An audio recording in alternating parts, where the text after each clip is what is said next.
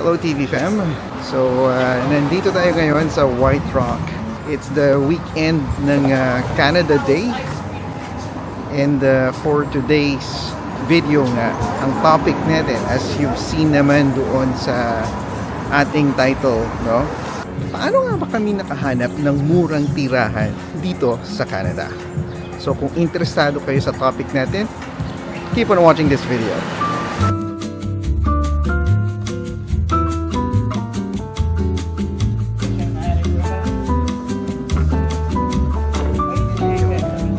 Unang-unang ginawa namin is naghanap kami sa Facebook, nagtingin din kami sa live.rent, rent.ca, and then kung saan kami actually nakakuha ng property is yung app. Meron kaming app na ginagamit which is yung tinatawag na Zolo. So doon namin actually nakuha yung unit na hinahanap namin as a first property dito sa Richmond, BC.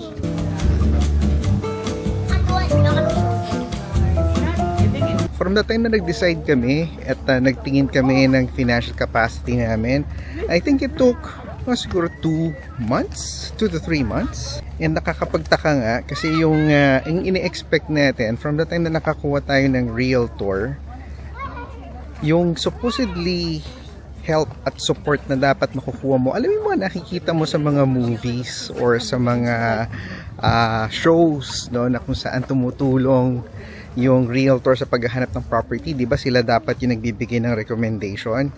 Apparently sa situation namin, in both cases, hindi ganun yung nangyari. There's no such thing as nire-recommenda.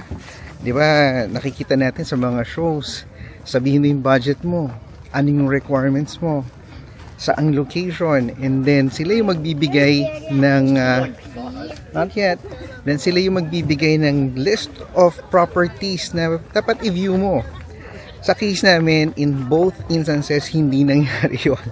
Kami lang mismo yung naghanap, kaya walang masyadong ginawa yung realtor apart from the documentation side. And then support niya doon sa pag sinasamahan niya kami to view the property. So yeah, doon lang medyo parang at this point in time, akala ko in the first place ganun maghahanap or ganun ipipresenta sa amin, pero kami din pala yung maghahanap. Hindi ko alam kung ano yung experience nyo. Share nyo naman dyan sa baba. Comment down below sa experience nyo. Ganon din ba? Kayo din ba yung naghanap ng property nyo na lilipatan? Or is it yung realtor yung nagbibigay ng recommendation dun sa mga naging options nyo for consideration? Ganito yung parang pinaka-steps dito sa pier, sa White Rock. Makikita nyo, di ba, may screen part at saka merong parang regular wood. This one is for mga strollers, yung mga naka-wheelchair, para pwedeng madaanan, di ba? More convenient.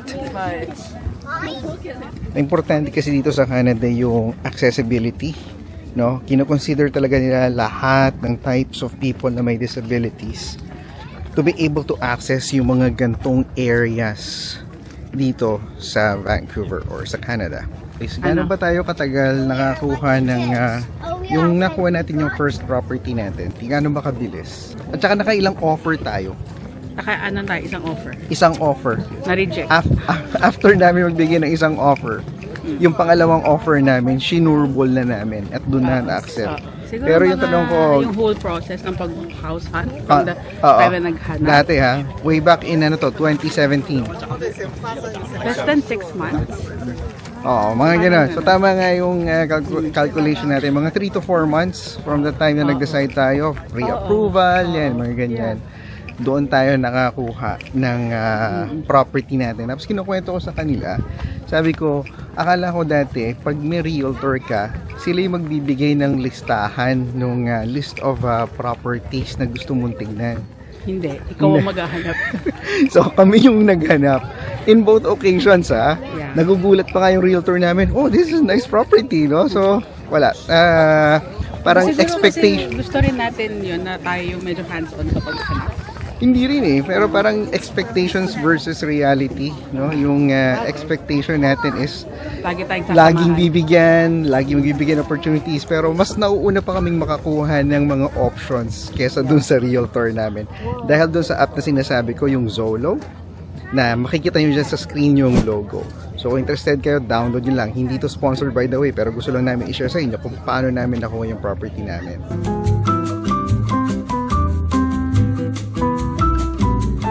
Yung budget natin nasa, I think, ang ini-aim natin at that time, mga 1.8 to 2.6 per month na mortgage.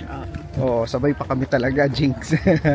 na yun yung hinahanap lang namin. Yun lang talaga yung abot kaya namin at that time. Pero Kasi parang starting job pa lang tayo, Yeah. entry level. pero nakakuha kami.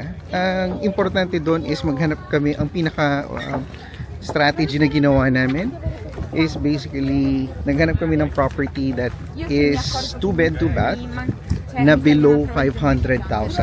Yeah. Diba? Para yung down payment namin Pasok sa essentially budget na monthly. 5% lang. Yun lang ang kailangan mong ibigay para ma-approve ka dun sa loan.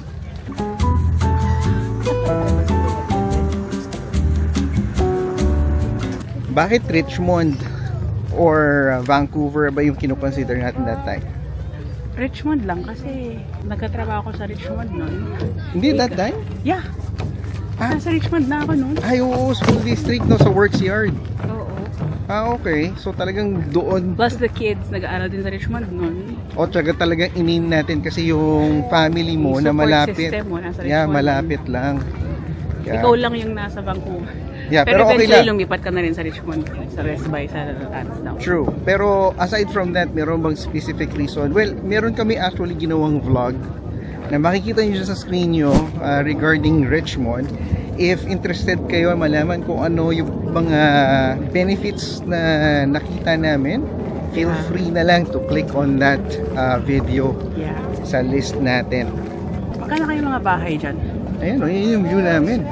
Pero siguro ang taas ng ano mo dito, Waterfront. insurance. Waterfront? Kasi Insurance sa ano, tsunami.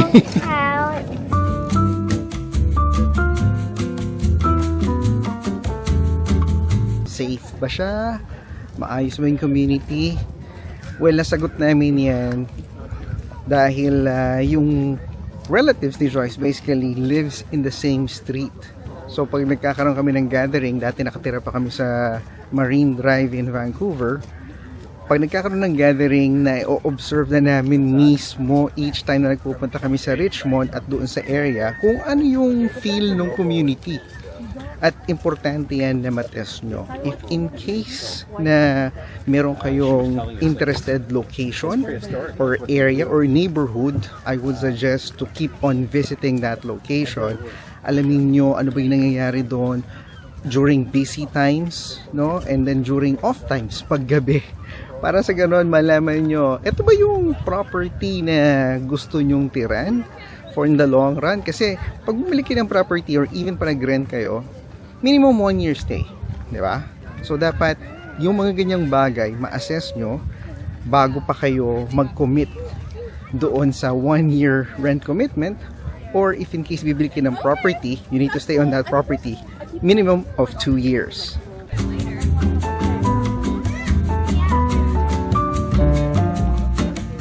Ano ba yung tip na may bibigay natin? Merong sinasabing crime map of BC. Kung naghahanap kayo ng mga stats, kung gaano ba dami yung krimen na nangyayari sa area, visit nyo yun. Or yung tinatawag nilang RCMP stats. So, yung dalawa na yun, search nyo lang via Google at malalaman nyo kung gaano ba kadami yung crime or mataas ba yung crime rate sa isang lugar. At makakatulong yan sa magiging desisyon nyo.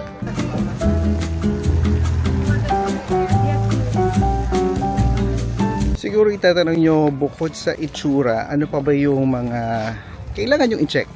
Sa amin, pagka namimili kami, at ito marirekomenda ko to sa inyo, pag nag-check kayo ng isang property or isang unit, i-make sure nyo na maganda yung water pressure. That's one. No?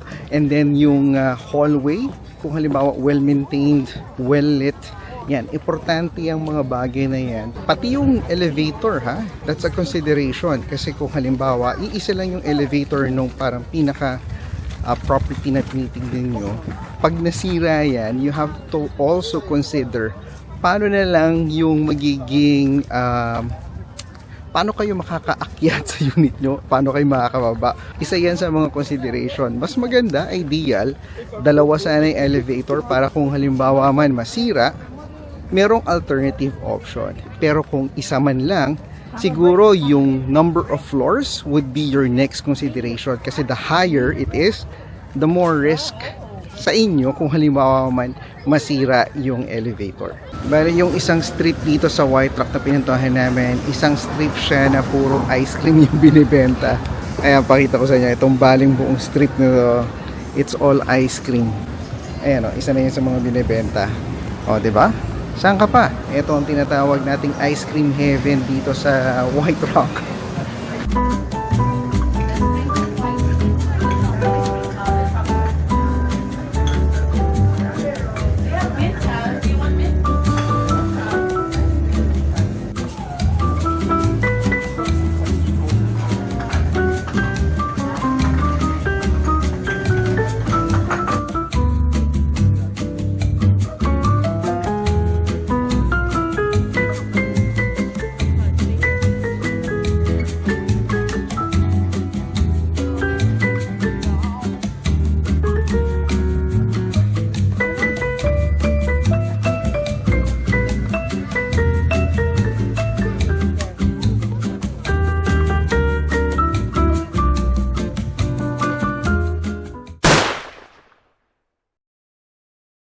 Ano ba mga kailangan na requirements para ma-approve ka either sa pagre-rent or sa pag-a-apply mo ng pre-approval?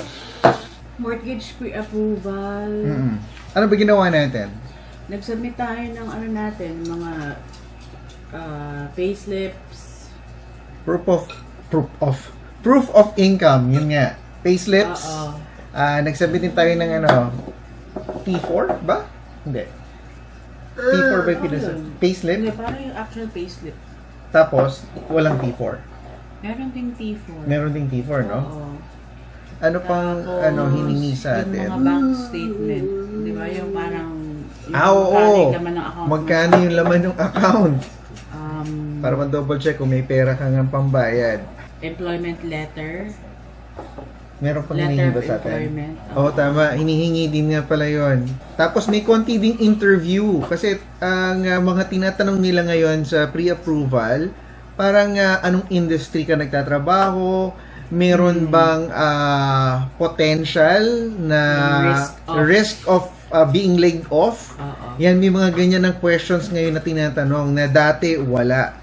So, yan. Isa na yan sa mga kailangan nyo prepare. Kasi yung pinagkunan namin ng loan is basically yung bank namin from that time na nag-migrate kami dito. So, more or less, meron silang record ng credit history namin. Kaya, I think, medyo mas napabilis yung process namin this second time around na nag-apply kami. ID kan. Yeah, yung mga basic, yung mga identification, government issued ID. Pag nagre-rent naman, meron mga requirements kasi dalawa yung pinag-uusapan natin dito. It's either makakuha ka ng bahay sa either uupa ka or bibili ka ng property. Sa pagre-rent naman, ano bang naalala mo na kailangan ibigay? I believe yung parang pinaka-basic dyan is yung proof of income. Yan pa rin. And then yung naalala ko lang kay Tita Jojo, kasi si Tita Jojo, doon kami nag-rent before. Shout out kay Tita Jojo. So, ang hinihingi niya is yung references na ang ginagawa niya nga daw is tinatawagan niya yung mga references na yun to background check. oo, to confirm kung kumusta ba tong tenant na to, nagbabayad ba sila, maayos ba sila, nung umalis sila, damage ba yung property. Ngayon ba may nag-check pa baka? Ay, malamang. Merong nagche-check pero pag nagbibigay ka ata ng either cheque or cash, kailangan nung landlord na mag-issue ng invoice. Kaya ngayon dapat i-transfer. I-transfer na lang ng i-transfer. Pero dati uso pa yung cheque. Meron ka bang mga sa experience natin Meron bang mga challenges regarding landlord? Siguro pwede mo makwento yung naging challenges ni Tita Jojo. Kasi yung may kapitbahay tayo na medyo... May saltik.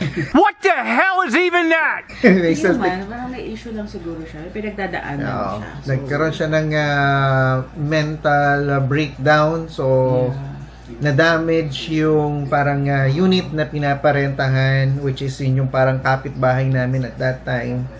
Yun yung parang risk at saka potential challenges of being a landlord, I guess. Kasi nga, dapat maayos yung tingnan mo. Kung hindi, siguro madami sa ka. umpisa maayos siya. Diba? I mean, Yeah, kasi pero nagkaroon... may pinagdaan. Parang nagkaroon siya ng financial struggles. Yeah. Then, so, naka-affect yun sa mental health niya malamang. So, yun. Yeah. Yun, as a tip, no, dun sa mga requirements na kailangan, lahat yan dapat either scan copy or whatnot, dapat make sure nyo may kopya kayo para it's easy na ma-send through an email. At saka kung anytime i-request, pwede nyo kagad mabibigay. So, isa yan sa mga magandang tip natin para sa inyo. Kung hindi nila makita, just go to your CRA account. Yun. Everything is in there. Yeah, yeah. Yun Kaya din rin. pala yung naging go-to namin nung hindi namin nahanap yung parang pinaka files namin. Doon kami kumuha ng impormasyon. Yun yung sinend namin. Ang huli, ano ba yung mga key takeaways sa mga paghahanap ng murang either mauupahan or bahay dito sa Canada? Mga key takeaways mo. Key takeaway. Ano ba? Parang non-negotiable is the location. Okay. Tama yun. It's always the location. Kasi itong kinuha naming unit, make sure namin malapit sa school, malapit sa mga relatives namin. Mga essentials natin. Yeah, malapit sa hospital, malapit sa transportation. So, again, no, hindi naman sa market na namin yung unit namin, pero kung interested kayo to rent dito sa Richmond, no, yung location namin has that parang access, no, transportation, mall, lahat yan walking distance. Tsaka yung mura, yung term na mura, parang relative siya. Mura for us may not be mura for others. Pero at that time, nung kinuha natin itong unit natin, mura siya compared sa market at that time? Or nasa high ano na ba siya? Parang feeling ko, so sobrang nag-bid tayo ng malaki-laki para lang ma-secure na natin yung unit. Yeah, nag-overbid kami ng mga 30,000 more. Which is not ideal. I mean, Yeah. medyo desperate move na siya, pero... Pero nangyayari pa rin yan, ha, Yeah. present. Kasi yung unit na nabenta dito, third floor, nabenta niya na yung unit niya, and then from the listing price, it went up by 20,000 ba or 30,000 more than the listing price. Ganun ka dahil pinalitan niya lahat ng mga appliances and that increased the value. So nangyayari pa rin yan, no? Hindi lang yan. Ilang years na ba tayo dito?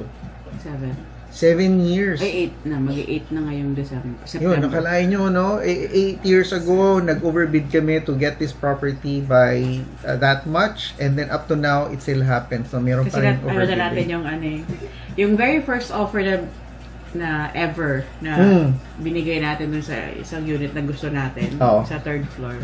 So parang na-trauma tayo na na-reject, di ba? Parang, Oo, hindi natanggap eh. sumulat Gusto pa na kami namin doon. yun. Meron kami parang May heartfelt love letter. para dun sa owner. May love letter sa kami. Cobra. After nun, parang, kaya nga yung next natin sa atin. Sa atin na. At the end of the day, no, kahit na maganda yung sulat mo, still, no, pera pa rin ang nagsasalita. Yun ang magsasalita for you kung tatanggapin man yung offer mo sa property. Anyway, tatapusin na natin ang vlog natin for today. Maraming salamat sa panonood. At kung hindi pa kayo subscriber, Please subscribe, comment, and share Okay, this gagising video. Yeah.